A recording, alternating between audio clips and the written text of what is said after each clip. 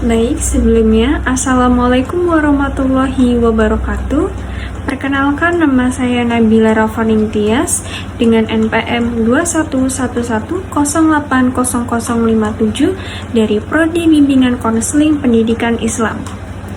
Di sini saya akan memaparkan materi terkait dengan kualitas pribadi konselor. Kualitas pribadi konselor adalah karakteristik, sikap, dan kemampuan yang dimiliki oleh seorang konselor untuk menjalankan tugas bimbingan dan konseling secara efektif. Kualitas ini mencakup aspek kepribadian, integritas, dan keterampilan interpersonal yang mendukung kemampuan konselor untuk membantu klien mengatasi masalah dan mencapai perkembangan pribadi yang optimal. Karakteristik kualitas pribadi konselor. Di antaranya, yang pertama yaitu ada empati. Empati adalah kemampuan seseorang untuk merasakan secara tepat apa yang dirasakan dan dialami orang tersebut.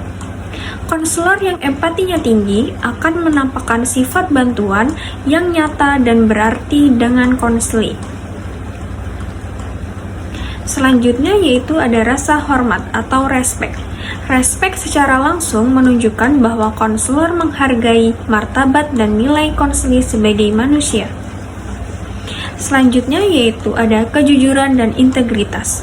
Bersikap jujur, konsisten, dan bertanggung jawab terhadap kode etik profesi. Selanjutnya yaitu ada membuka diri atau self-disclosure. Self-disclosure atau membuka diri adalah penampilan perasaan, sikap, pendapat, dan pengalaman-pengalaman pribadi konselor untuk kebaikan konseling.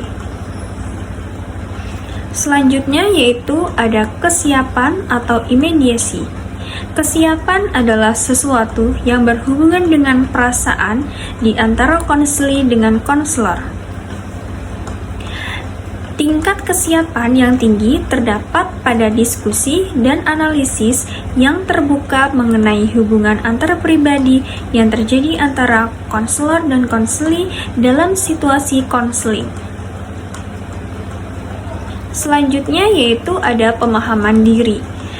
Jadi, pemahaman diri adalah kemampuan konselor untuk mengenali, memahami, dan mengevaluasi dirinya secara mendalam, yang mana termasuk perasaan, pikiran, nilai-nilai, dan keyakinan. Adapun yang ketujuh yaitu kesanggupan atau potensi. Jadi potensi ini dinyatakan sebagai karisma atau sebagai suatu kekuatan yang dinamis dan magnetis dari kualitas pribadi konselor. Konselor yang memiliki sifat potensi atau kesanggupan ini selalu menampakkan kekuatannya dalam penampilan pribadinya. Yang kedelapan yaitu ada aktualisasi diri atau self-actualization. Penelitian membuktikan bahwa self-actualization mempunyai korelasi tinggi dengan keberhasilan konseling. Aktualisasi diri dapat dipergunakan konseling sebagai model. Selanjutnya yaitu ada kompeten. Yang dimaksud dengan kompeten di sini adalah bahwa konselor itu memiliki kualitas fisik, intelektual, emosional, sosial, dan moral sebagai pribadi yang berguna. Selanjutnya yaitu ada kesehatan psikologis. Konselor dituntut memiliki kesehatan psikologis yang lebih baik dari kliennya. Hal ini penting karena kesehatan psikologis atau psychologist health, konselor akan mendasari pemahamannya terhadap perilaku dan keterampilannya. Selanjutnya ada kepekaan atau sensitivity. Kepekaan adalah bahwa konselor menyadari tentang adanya dinamika psikologis yang tersembunyi atau sifat-sifat mudah tersinggung, baik pada diri klien maupun pada dirinya sendiri.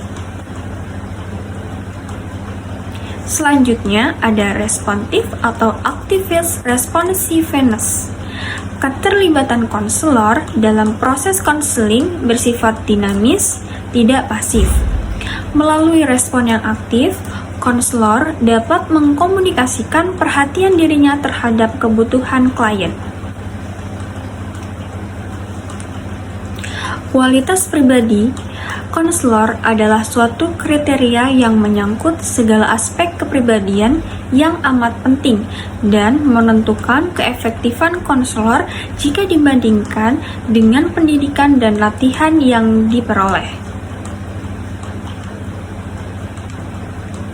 Di mana Apkin merumuskan bahwa salah satu komponen standar kompetensi yang harus dijiwai dan dimiliki oleh konselor adalah mengembangkan pribadi dan profesionalitasnya secara berkelanjutan, yang mana di dalamnya meliputi yang pertama, yaitu beriman dan bertakwa kepada Tuhan Yang Maha Esa. Yang kedua, menunjukkan integritas dan stabilitas kepribadian yang kuat. Yang ketiga, memiliki kesadaran diri dan komitmen terhadap etika profesional. Yang keempat, mengimplementasikan kolaborasi intern di tempat tugas dan secara eksternal atau antar profesi. Yang kelima, berperan dalam organisasi atau kegiatan profesi, bimbingan, dan konseling. Konselor diharapkan memiliki pribadi yang dapat mencerminkan perilakunya dalam mewujudkan kemampuan hubungan membantu konseling, tetapi juga mampu menyadari dunia lingkungannya, mau menyadari masalah sosial politiknya, dan dapat berdaya cipta secara luas dan tidak terbatas dalam pandangan profesionalnya. Salah satu kualitas adalah kualitas pribadi konselor yang menyangkut segala aspek kepribadian yang amat penting dan menentukan efektivitas konseling.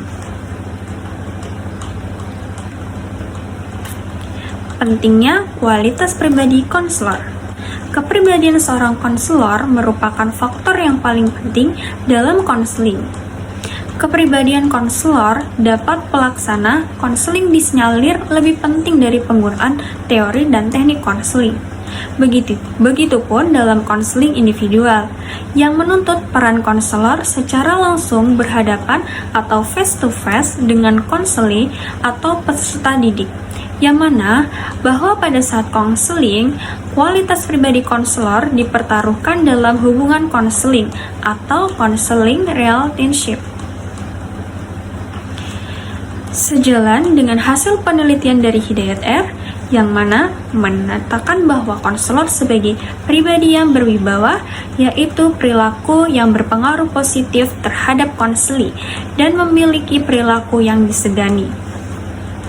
Konselor yang berwibawa akan mampu membantu konseli yang mengalami gangguan mental atau gangguan emosional untuk mengarahkan serta langsung pada konseli yang memiliki pola pikir yang tidak rasional.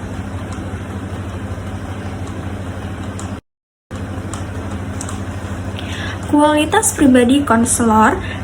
Kualitas pribadi konselor sendiri tidak diartikan sebagai kemampuan yang memiliki oleh konselor, baik nilai-nilai yang dianut, karakter yang dikembangkan, cara berpikir dalam menghadapi persoalan, serta bagaimana kebiasaan sehari-hari yang dilakukan.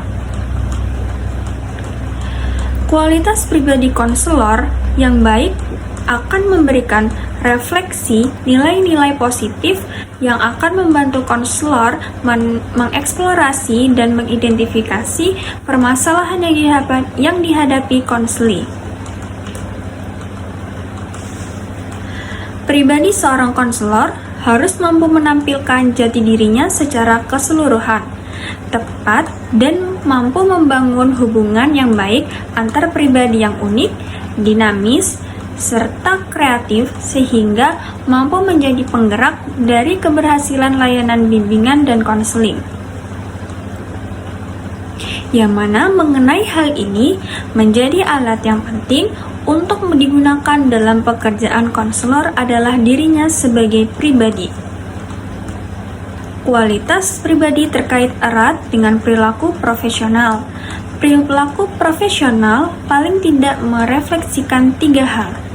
Yang pertama yaitu perilaku tidak hanya dibatasi pada setting konseling, tetapi pada situasi apa saja ketika konselor menampilkan perilakunya. Kedua, Yang dibicarakan adalah konteks yang mana seharusnya bukan sesuatu yang secara nyata ditampilkan oleh konselor. Yang ketiga, siapapun yang mengklaim sebagai konselor harus tunduk pada kode etik konselor. Konselor profesional senantiasa terbentuk secara ekologis dengan berpegang teguh pada norma-norma dan nilai-nilai seperti spiritual, sosial. Perilaku profesional dilandasi oleh keyakinan dan values yang berpengaruh pada integritas kepribadian konselor. Kepribadian tidak terbentuk semata-mata karena pengalaman, tetapi merupakan suatu integritas dari kemampuan dan kemampuan dirinya untuk dapat bersikap dan bertindak sebagai konselor yang profesional. Figur ini merupakan titik awal dan sebagai landasan sekaligus penyimbang antara keterampilan dan kemampuan. Realitas menunjukkan bahwa sikap dan volunteerisme atau filantropi konselor memiliki derajat yang tinggi dalam mengangkat klien ke arah pengenalan terhadap realitas.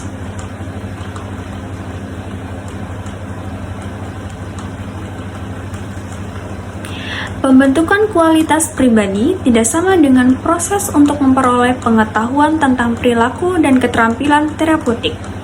Kualitas kepribadian berkembang dari perpaduan yang terjadi terus-menerus antara genetika, konstitusi, pengaruh lingkungan, dan cara-cara unik orang dalam memadukan semua itu sehingga menjadi pribadi yang khas. Pendidikan dan pelatihan lanjut lebih berpengaruh pada pertumbuhan secara kuantitatif daripada kualitatif. Dengan kata lain, pendidikan dan pelatihan tidak banyak dapat membantu orang untuk berkembang menjadi dirinya sendiri.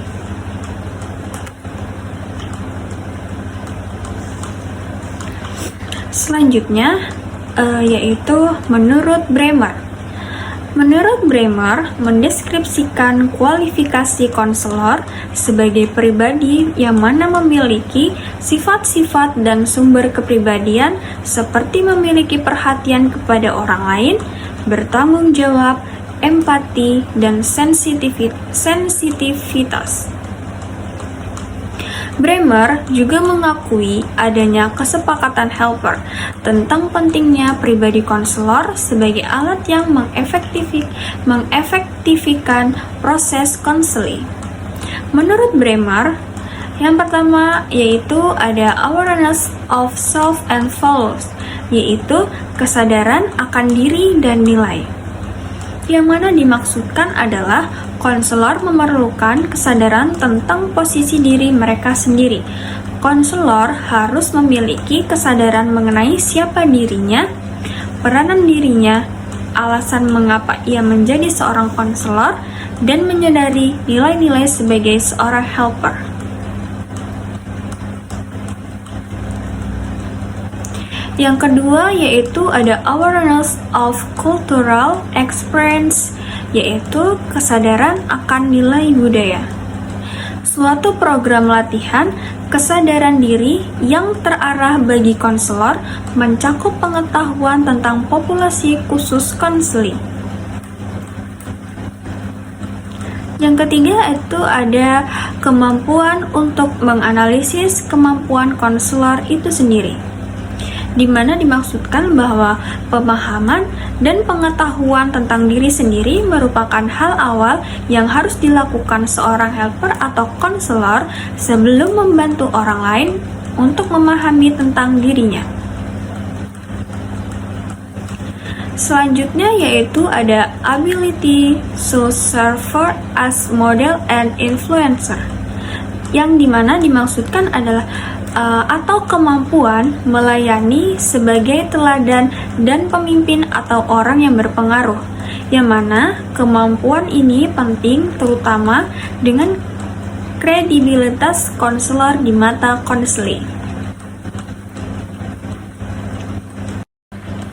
Baik, mungkin itu saja pemaparan materi terkait dengan kualitas pribadi konselor. Semoga bermanfaat.